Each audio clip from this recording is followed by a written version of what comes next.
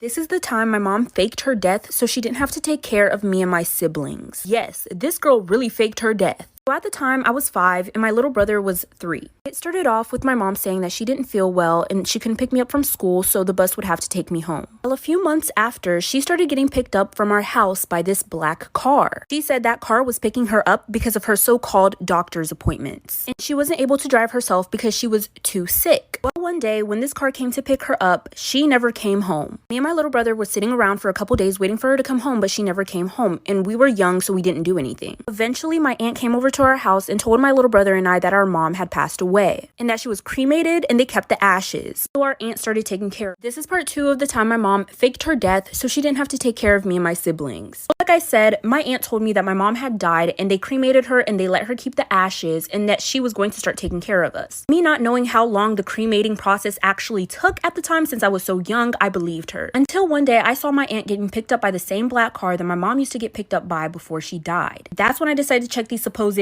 ashes and it was actually flour. So one day when my aunt got picked up by this black car, I decided to follow her. I didn't have a car, I was 5 years old, so I had to follow them by walking and hiding behind bushes. I was able to follow them up the street and once they turned the corner, and there I saw I faked my death? Story time.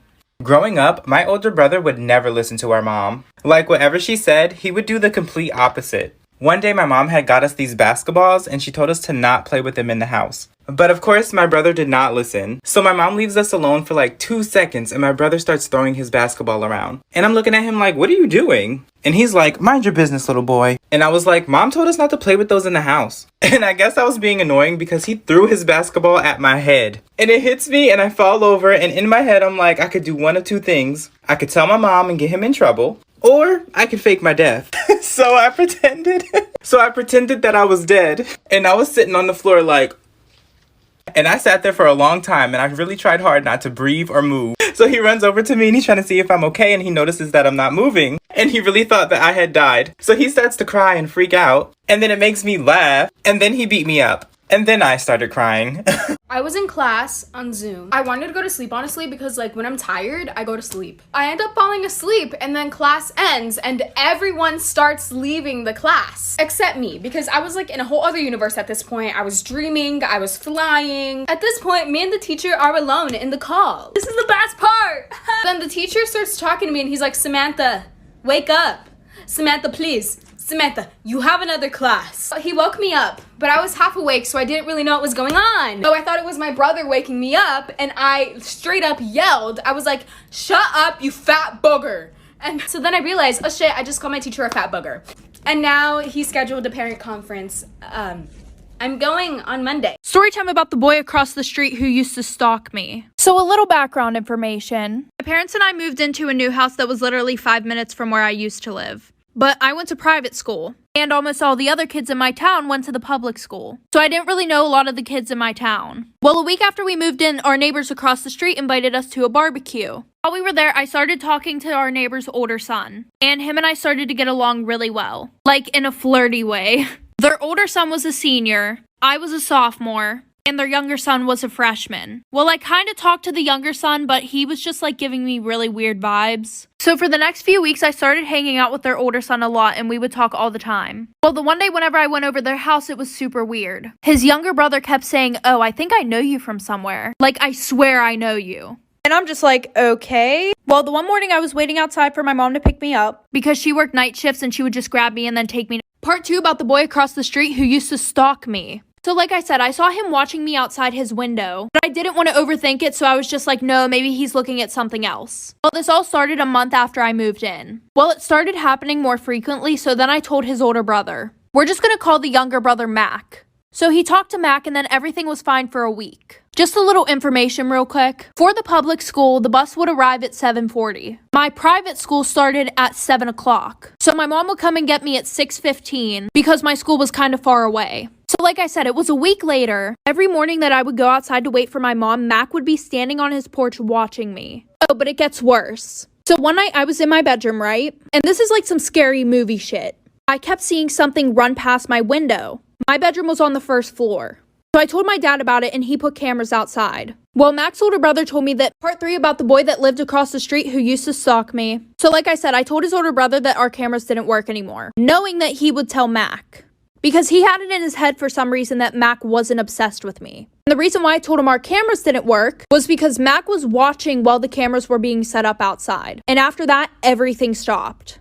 Except he would still be outside every single morning on his fucking porch watching me. So the one night while I'm sleeping, I wake up to some noise right outside my window. And my bed was on the same wall as the window, so I could see who was right outside my window, but they couldn't see me. Well, I look, and guess who the fuck it is? It's Mac trying to get inside of my fucking window. So I quietly call my dad, and it's like 3 a.m. So I tell my dad what's going on. So he goes outside and nobody's there. Well, the next day we check the cameras. There's footage of him jerking off outside my window, trying to break into my room with a fucking crowbar. Luckily, I was staying at a friend's that night, taking pictures of me outside my window. So we showed his parents. Then we moved and they sent him to a mental hospital.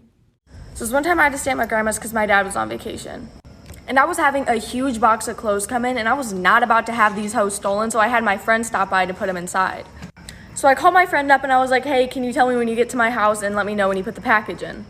She's like, I got you, shawty. I was like, bet, girl. So around 10 minutes later, I got a call from her freaking out. She was like, Kayla, is there anybody at your house? I was like, no, my dad's on vacation and I'm at my grandma's. She said, no, Kayla, there is somebody at your house right now. So I start freaking out. I'm like, girl, what do you mean? And she said she saw someone walk across this huge window and then my dad's lights turned on. So I start freaking out. I'm like, what did you see walk across the window? Like, who did it look like?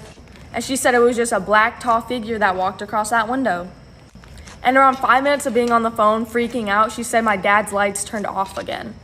Eventually, me and my grandma drove by the house to make sure nobody was there. And of course, nobody was in my house. And it only gets worse. Story time of how my stepmom got so jealous of me and my dad's bond that she plotted to kill me. So I never really liked my stepmom in the first place because she was a little controlling over my dad. And I just knew that she hated me and I really hated her too. But you know, my dad was in love and he seemed happy, so I didn't really say anything. And my dad would always take me to lunch on Saturdays and Sundays. And we'd have like a dad-daughter bonding day, I guess. And me and my dad were just super close. And every single weekend, me going to lunch with him would start an argument between them two because she said I was taking time away from them two. My dad really never chose sides, but I never really got involved in the relationship as much as I hated her because I just loved seeing my dad happy. Also, at this time, I was 15. And what I'm about to say next might sound just a little crazy and unbelievable, but I'm not sure who she was on the phone with. But while on the phone with somebody, she was talking about getting rid of me. Mind you, my mom had passed away when I was younger, and I really had no other family to go to. Now, this is where the story takes a turn for the worse and she tries to get rid of me. I'm running out of time, like for the crazy part 2. Part 2 of how my stepmom got so jealous of me and my dad's bond that she plotted to kill me. Continuing with the story, I don't know who she was on the phone with, but I overheard her on the phone saying that she was going to get rid of me. And honestly, I didn't really care and I didn't really think anything of it because I knew she was crazy, but I didn't think she was that crazy. So all of a sudden, she started making me breakfast. And I'm not a breakfast person. I can't eat right when I get up. So every time she would make me breakfast, I'd be like, thanks, but I'm not hungry. And she would get so mad. Like, so freaking mad. I'm not going to get into all the little details, but comes to find out, she was putting rat poison in my food. She had set up cameras in my room. And I don't know what kind of sense this makes. I think she's just crazy, but she started to hide snakes in my room and claim it was my fault that the snakes were coming in my room. Yeah, doesn't really make any sense. Once I told my dad and my dad got out of his little in love stage with her, he finally stepped up and said something to her. And she admitted that she wanted me dead. He eventually called the cops, and to this day, she is in jail for attempted murder. Oh, did I forget to mention the day that he broke up with her, she tried to stab me in the throat.